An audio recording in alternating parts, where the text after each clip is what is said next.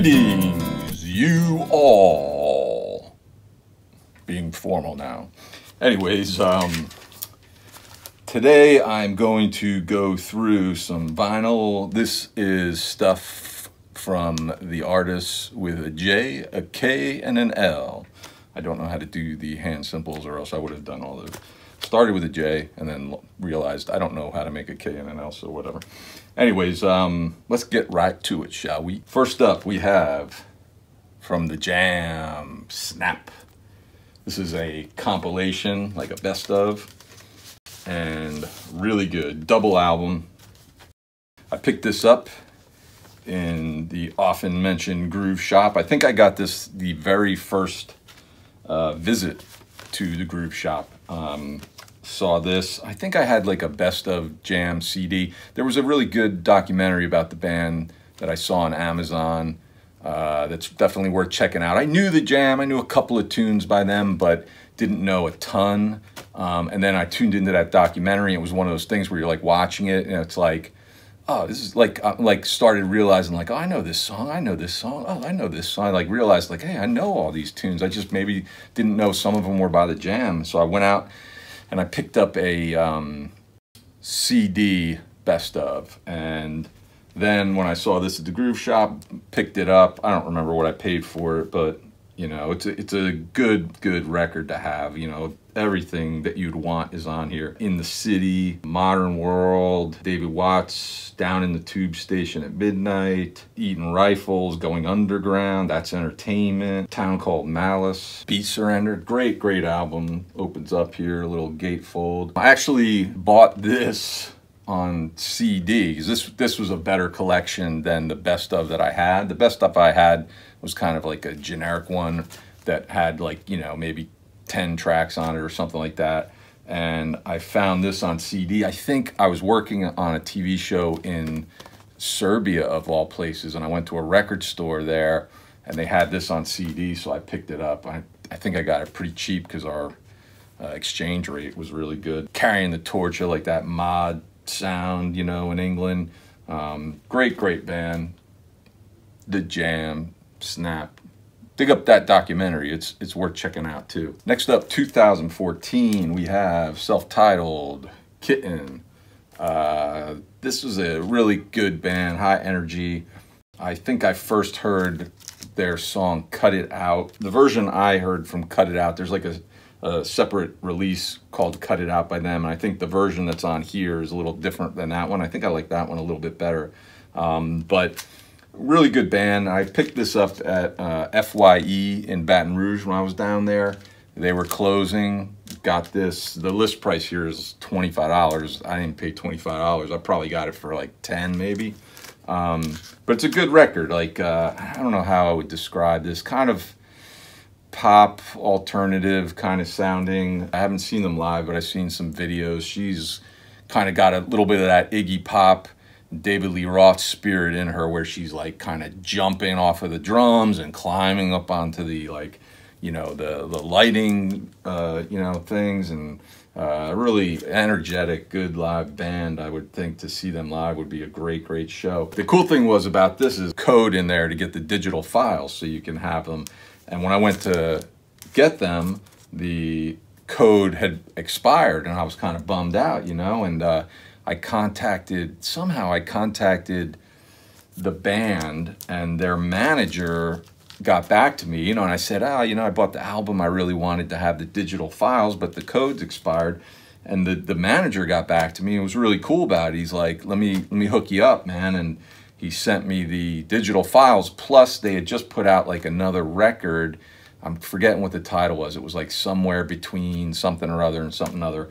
And he sent me a link to get those tracks as well, digital files. So that was really cool. So I kind of got like 2 albums for one. Cut It Out, like I mentioned, is a tune I really like. Kill the Light is really good. G, I don't know, it's G with like the hashtag symbol. I don't really know what that is, how to properly pronounce that. Although I guess that might be like a musician. Isn't that like a musician symbol or a way to write something musician? I don't know, whatever. I don't know, I'm not a musician. And I have no idea if this is even related to that, but that's a good tune as well. Good band. I like them. Kitten. Also from 2014, we have La Sera, Hour of the Dawn. And not only is it from 2014 like Kitten, but I picked this up at FYE in Baton Rouge like Kitten. You know, they were having their sale, they were going out of business, and every week or so they would drop the sale price more and more. So, you know, it started at like 20% off, and then it was 30% off, 40%, etc., etc. And I grabbed this one. I had the CD of this already and liked it, and then they had it in there, and it probably got down to like maybe 10 bucks or something, and I just was like, why not? It's a good album, pick it up. You know, I was making pretty good money at the time, so it was kind of like, yeah, I'll spend 10 bucks for that, I don't care. Katie Goodman, she's, I guess, the, you know, lead singer, sort of the focal point of the band. She used to play bass for the Vivian Girls. I used to see them on the old music video show New York Noise a lot. That's how I became familiar with them. Different kind of sound, though, than the Vivian Girls, I think. Losing to the Dark, I think, was kind of like the lead-off song from this album. That's my favorite tune on here. It's really good. The guitar sound in that I just love. 10-Headed Goat Wizard, I think, is another one that I liked, which is kind of a weird name for a song. But, you know, these days I feel like I listen to a lot of these songs either like on shuffle on the iPhone, or I just have it on in the background, and I feel like I'm not picking up on the names of songs. Like, I know this song, I like it, but I have no idea what it's called. Unless the chorus is very obvious. I love this song, I've heard it a bunch of times, but I have no idea what it's called.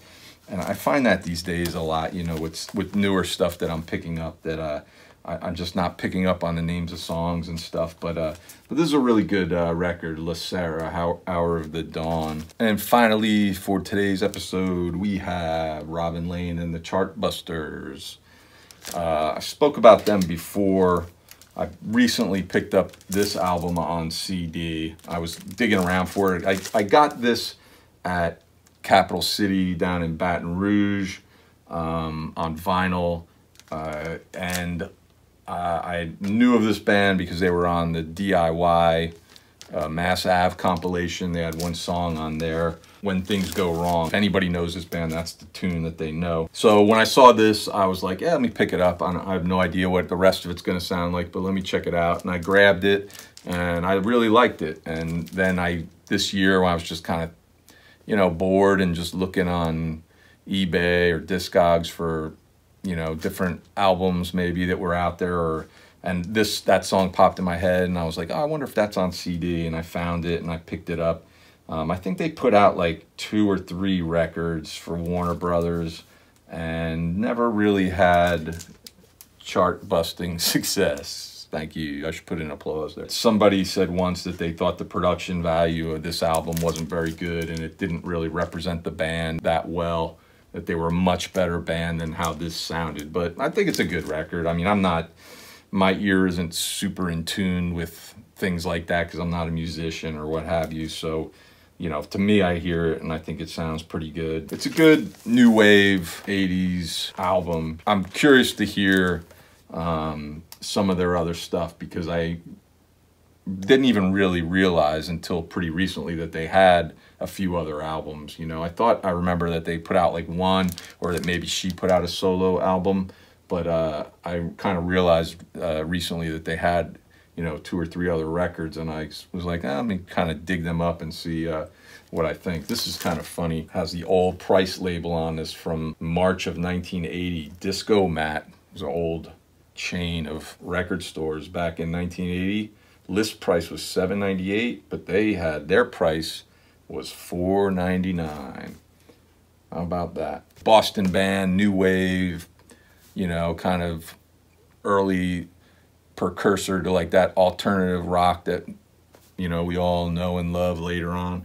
But we're checking out Robin Lane and the Chartbusters. So that is it for this episode. I hope you enjoyed it. I hope you subscribe. I hope you like. Please comment. Let me know what you think of any of these records or these artists or any other records by these bands that you might know of. I'd love to hear from you. Thanks for watching. We'll see you next time.